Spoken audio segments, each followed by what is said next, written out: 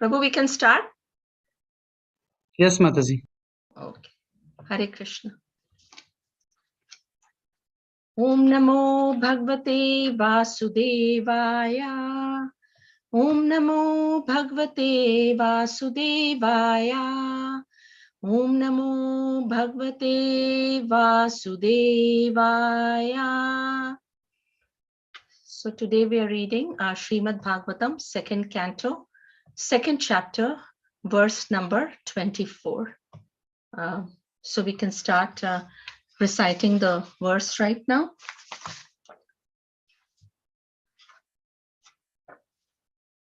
Vaishvanaram yati vihaya sayagataha shushumnaya brahma pathena shochisha vidhuta kalko atha harerudastat prayati chakram nripase shumaram. So once more we can read. Vaishvanaram yati vihaya sagataha shushumnaya brahma pathena shochisha vidhuta kalko tha atha harerudastat prayati chakram nripase shumaram. So the synonyms or the word by word meaning. Vaishvanaram, the controlling deity of fire. Yati, goes. Viha yasa, by the path in the sky, the Milky Way. Gataha, by passing over. Shushumnaya, by the Shushumna. Brahma, Brahmaloka.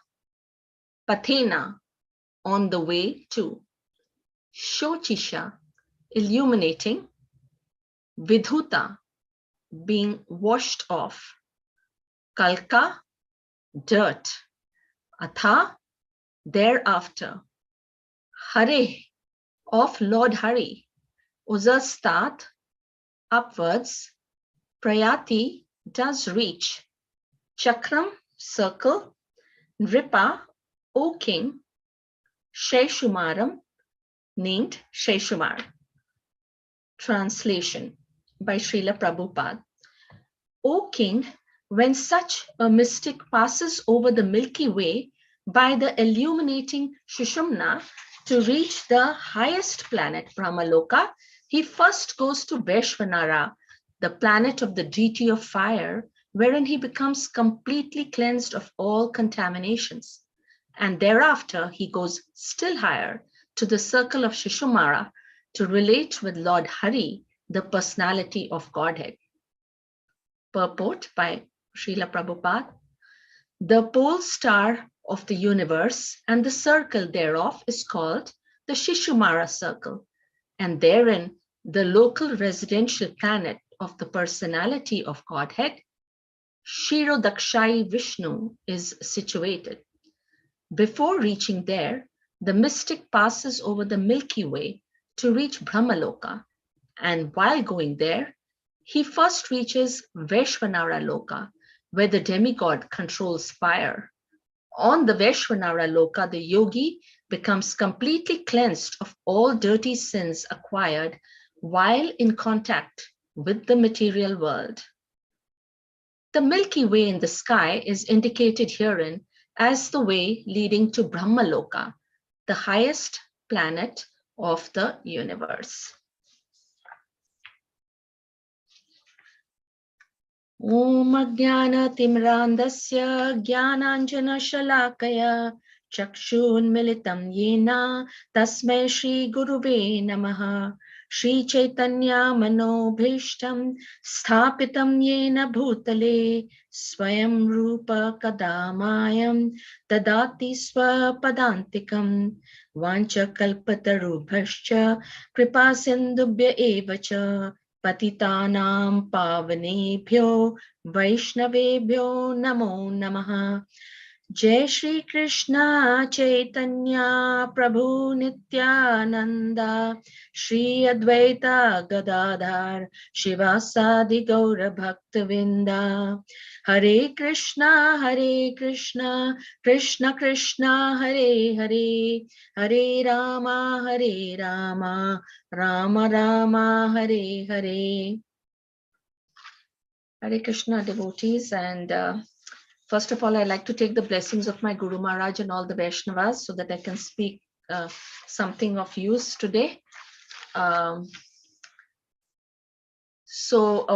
Right, today we are reading Srimad Bhagavatam, second canto, second chapter, and verse number 24. And I was thinking how best to explain this verse because it has a little bit of, technicalities of the yogi trying to reach liberation. So I thought the best way would be for me, because I'm not sure if all of you attended all the previous classes, and so I'll give you a little bit of a background as to what's happening so that we can get the context of this verse and start from there. So we are in chapter 2.2, and that chapter 2.2 is titled The Lord in the Heart. And whereas the previous chapter was talking about meditation in the Virat Rupa form of the Lord, this particular chapter, it concentrates on, meditation on the super soul by the yogi. And Sukadev Goswami is answering the question of Parikshit Maharaj regarding what a dying man should do. So verses 2 through 7 had talked about how intelligent people, they meditate upon the super soul to get liberation. And the karma kanda activities is mostly done by, materialists who desire some kind of material benefit, and that we should take only as much as required to keep our body and soul together and not be very extravagant in our desires. Then verses 8 to 12, they talked about the beauty of the super soul, which is in the region of our heart. It's about about 8 inches long is what is given in this chapter. And the 4-handed form of the Lord, we can meditate there. And, the Lord is, his eyes are like rose petals. He's wearing ornaments made of gold. And, on his chest is this Kaustubha jewel engraved with a beautiful calf. And he's wearing a lot of jewels and, saffron color, yellowish robes. And he has oiled hair, with a beautiful bluish tinge, and a lot of beauty of the super soul is also described. And then 13 to 14 describes the 2 kinds of yogis, and that is what really ties on to our presentation today, is that which kind of a yogi are we talking about. But 13 to 14, they talk about 2 kinds of yogis. One is the very advanced yogi. He is an unattached yogi. He's given up all sense gratification. And what he does is he meditates on the super soul. So how he meditates on the super soul? He meditates on each limb of the God, right from the lotus feet, right, right up to the face, smiling face. And thus his intelligence is purified.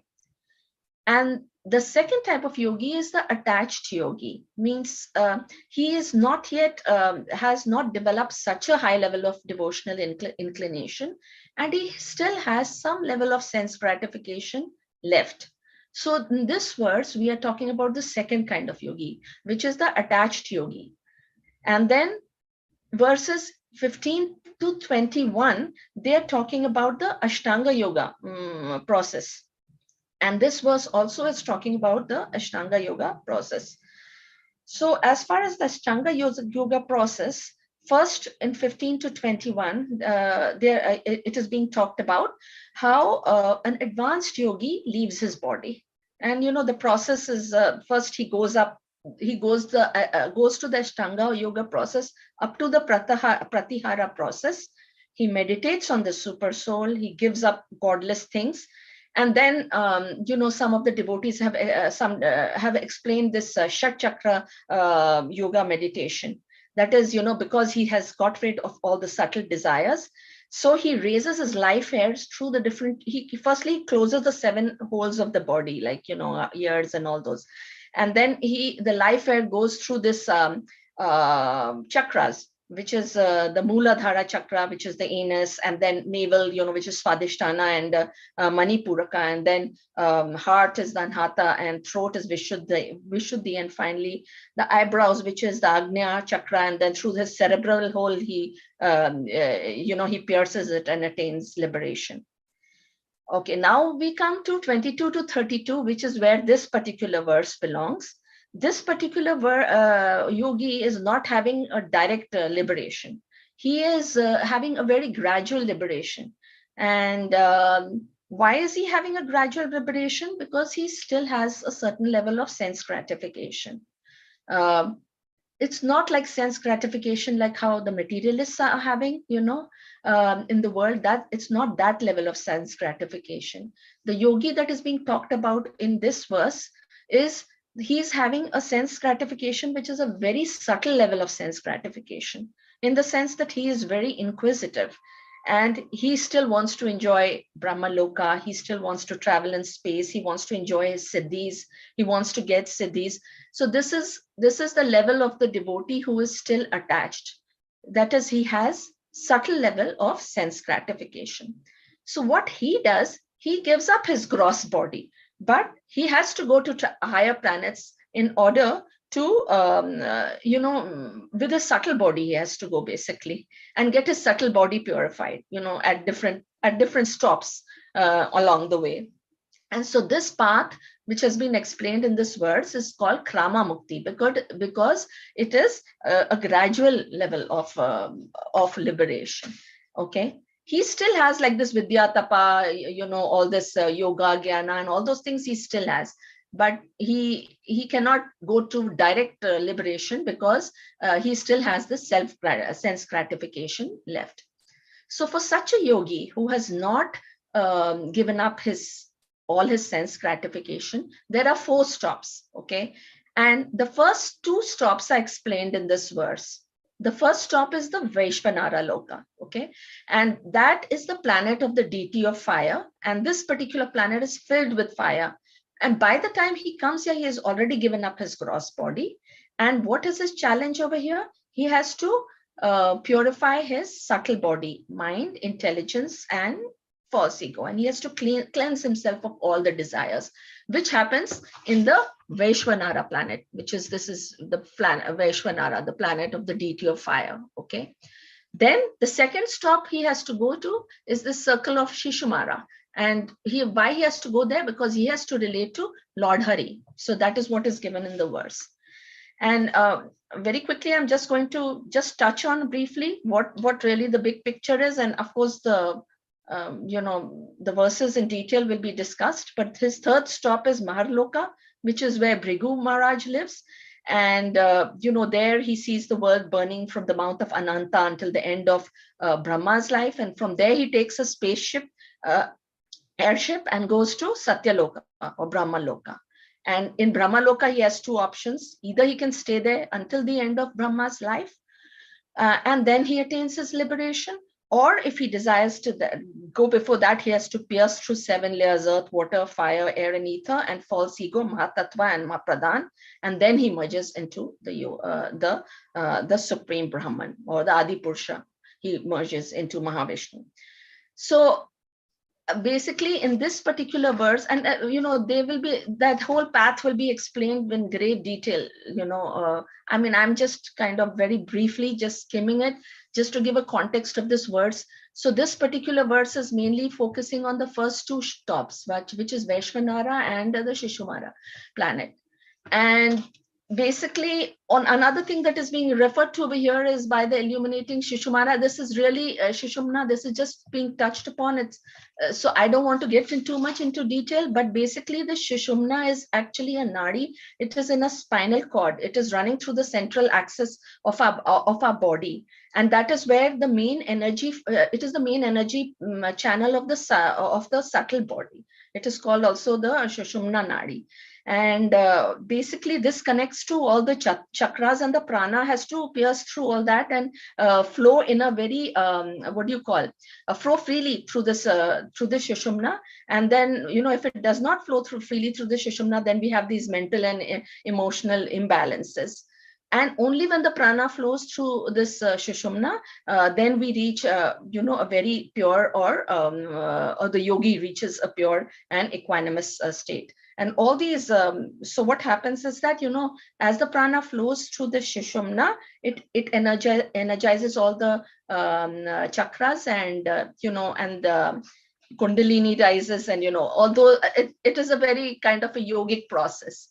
So basically what is trying to say is that, you're purifying your subtle body, and that you've given up the gross body, you're going to Vaishnavara and you're going to Shishumara planets. So I was looking at Bhagavatam to see where the description of these would be, and I found that the Shishumara planet has been discussed in Bhagavatam in some detail in chapter 23. The whole of chapter 23 is actually in 5th canto, actually. We'll come to it later, this whole Shishumara planet system. But actually, the interesting thing is that all the planetary systems, they take shelter of pole star, which is Dhruva Loka, and this is where the Shishumara planetary system rests. And Prabhupada in his purport has also referred to the pole star of the universe, and the circle thereof is called the Shishumar circle. And that is the local residential planet of Kshirodakshari Vishnu. So I was just thinking I'll briefly touch on Dhruva Maharaj, because pole star is where he resides.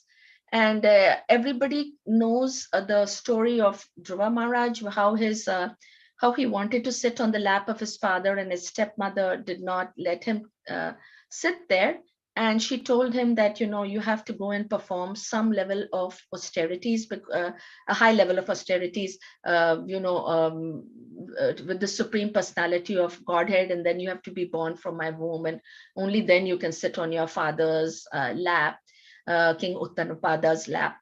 So Dhruva Maharaj went to the forest, and he conducted severe austerities.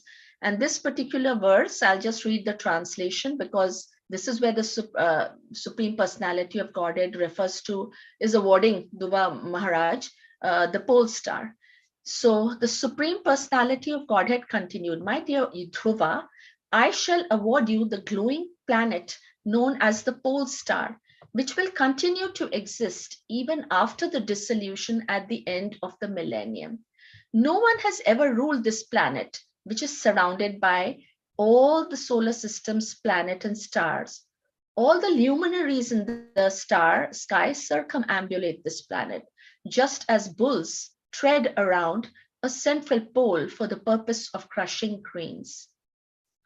Keeping the pole star to their right, all the stars inhabited by the great sages like Dharma, Agni, Kashyap, and Shukra circumambulate this planet, which continues to exist even after the dissolution of all others." So this pole star will, even after dissolution of the millennium, it still will exist. And Dhruva Maharaj has been awarded that pole star.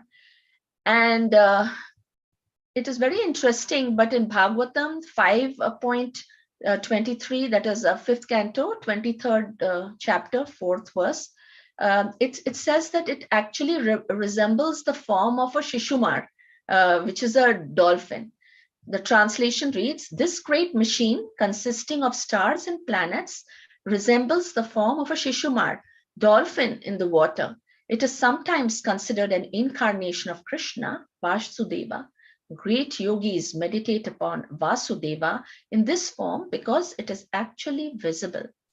Purport: transcendentalists such as yogis, whose mind cannot accommodate the form of the Lord, prefer to visualize something very great, such as the Virat Purusha. Therefore, some yogis contemplate this imaginary Shishumar to be swimming in the sky the way a dolphin swims in water. They meditate upon it as Virat Rupa, the gigantic form of the Supreme Personality of Godhead. And so like we had discussed, there are two forms of yogis, one who meditate upon the super soul, and one who meditate upon the Virat Rupa. And the attached yogi, as in this verse, they will meditate upon the Virat Rupa form. So they could also, meditate upon this form. And, here in this is a picture of Dhruva Maharaj and the Lord. When the Lord appears, it's a very beautiful picture. So I thought I'll just show it because it really, it's really such a nice picture.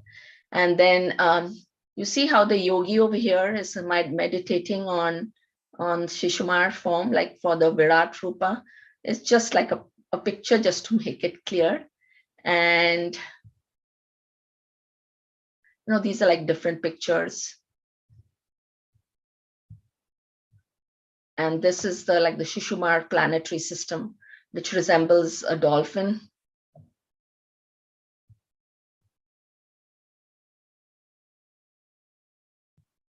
And this is Dhruvaloka, the pole star, which is where Dhruva Maharaj resides. And it's like a pivot for all the stars and planets, and they revolve around this pole star. So that is regarding the Shishumara planetary system.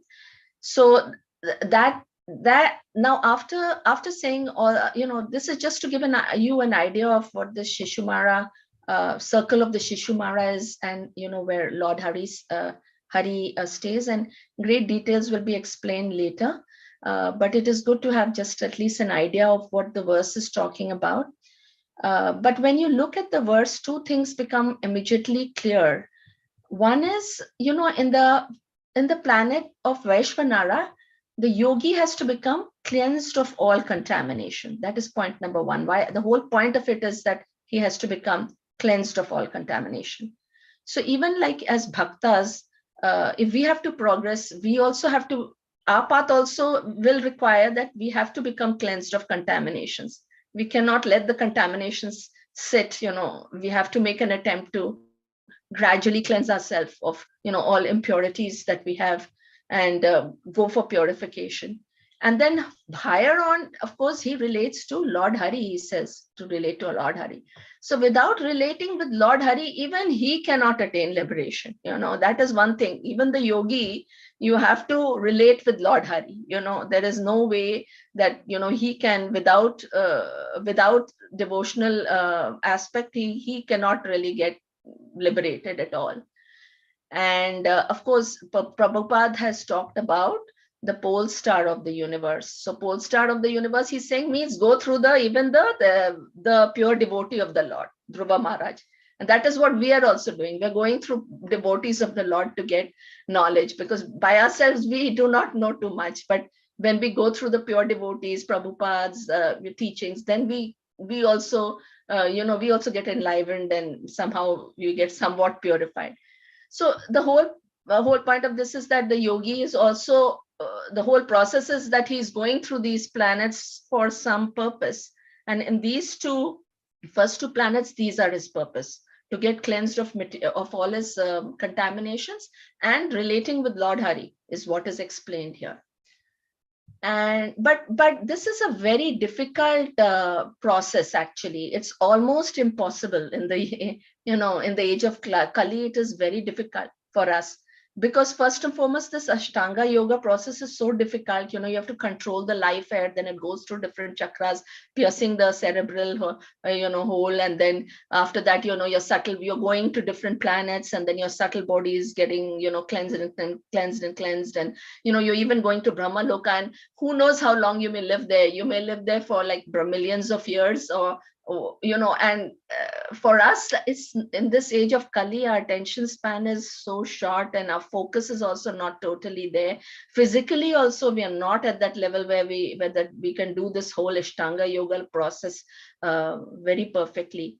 That is why even in the Bhagavad Gita, even Arjuna tells Lord Krishna that the mind is so fickle that it's so difficult to control the mind. So for us to do this Ashtanga yoga process is very, very difficult. So Lord Chaitanya actually for us has made things very, very easy, and of course in Chaitanya Charitamrita Adi 17.21, He has said Hare Nama, Hare Nama, Hare Nama. It is said Hare Nama, Hare Nama, Hare Nameva Kevalam, Kalau Nasti Eva, Nasti Eva, Nasti Eva Gatir Anyatha. So in this age of Kali, there is no other means for self-realization than chanting the holy name, chanting the holy name, chanting the holy name of Lord Hari. That is because in the age of Kali, this whole process is very, very difficult. So for us, this is the best way, which has been recommended by Lord Chaitanya. And I want to quickly go over. We were having this summary discussion in our group for NOI and NOI 7. It says the holy name, character, pastimes, and activities of Krishna are all transcendently sweet, like sugar candy. Although the tongue of one afflicted by the jaundice of avidya, ignorance, cannot taste anything sweet, it is wonderful that simply by carefully chanting these sweet names every day, a natural relish awakens within his tongue and his disease is gradually destroyed at the root. So for us, it's like chanting the holy name, pastimes, and activities of Krishna. This is what is key. And, we have to get to the stage from this chanting offensively and without attention to gradually, chanting with a lot of care and focus. And we have to, take relish the character and the pastimes of Krishna. This is what the easiest method for us is. And at the end of the day, when even Bhagavad Gita also says in 8.86, Yam yam vapi smaran bhavam tyajate ant kalevaram tam tam ivati konteya sada tad bhava bhavita. Whatever state of being one remembers when he quits his body, O son of Kunti, that state he will attain without fail. So we can develop our consciousness to that level that at the end of life, we are thinking about Krishna. Then we can go to the, abode of Krishna. So we can go to Krishna Loka. So our process, this process does not really take millions of years, or it really, we've been given like a tremendous gift, or you could call concession, and an easier way out. So getting back to this verse, I'm just going to summarize this particular verse. So this is about Ashtanga Yogi. It is talking about the first two stops of a yogi who is not completely purified, who is still having subtle levels of sense gratification left. The first two stops that he's going to, the first is the Vaishvanara Loka, where he is getting completely cleansed of all his sins. And then he's going to Shishumara, where he relates with Lord Hari. And of course, Dhruva Maharaj is also the pole star of the universe, is what is managing this circle of Shishumar. Everything is yoked to him, to it. So Dhruva Maharaj is also there. So this is just describing the first two stops. And actually, I'm really appreciating Prabhupada because he's giving us so many details.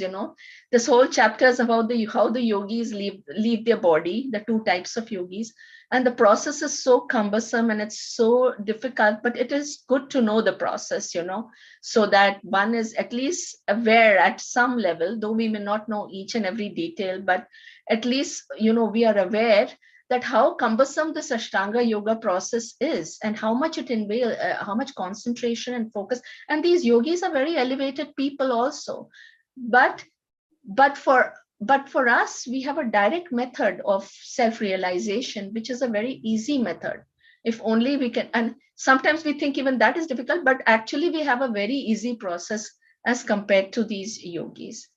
But of course, these yogis are also elevated people, but through this level of 4 stops, they also get liberated. So I think that's all that we have for today. And if anyone has any comments, please go ahead.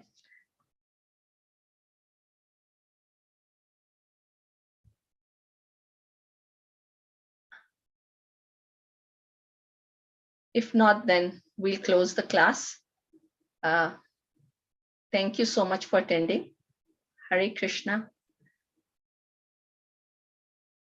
You want to give me a few seconds more, Mataji?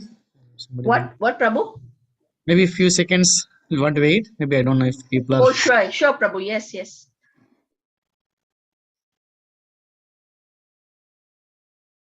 Anyone has any comments?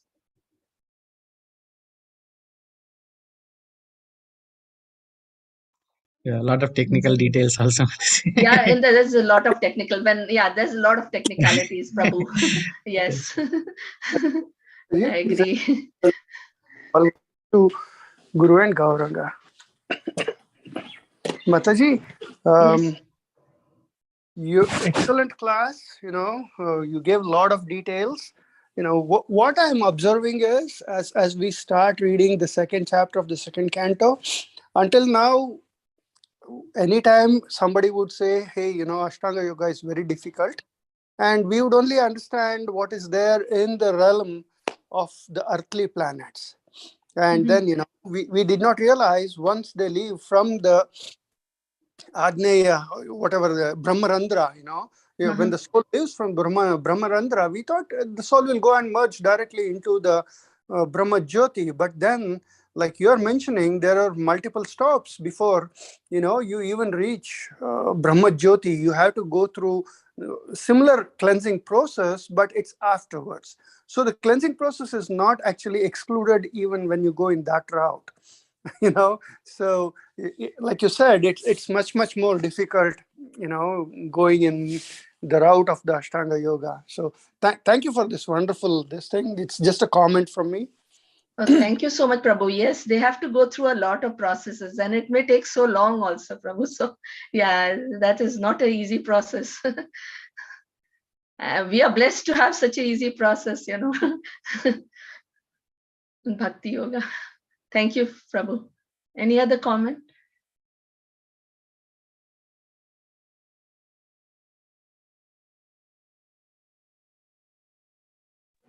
Hare Krishna Mataji, please accept my humble obeisances. All glory to Bhagavatam Gurudev. This is Bhakti Priya Devidasi. Hare Krishna Mataji. This is the first time I'm hearing your class actually. I'm sorry I missed all the previous classes. Oh, but no problem. I think you have done wonderful job, in terms of how to give a class, and you have covered all the points, and I think you're really doing good, Mataji. I just wanted to say great job, continue, and I see that you have done a lot of preparation that went into the class, and I can see all that homework you have done, and and did good job. I think you did great, Mataji. Thank you, Mataji. It is an interesting just to know the process, so that the realization that we are so lucky actually. So thank you, Mataji, for your comment. Yes, Mataji. The essence is absolutely delivered nicely. Wonderful job. Thank you, Mataji.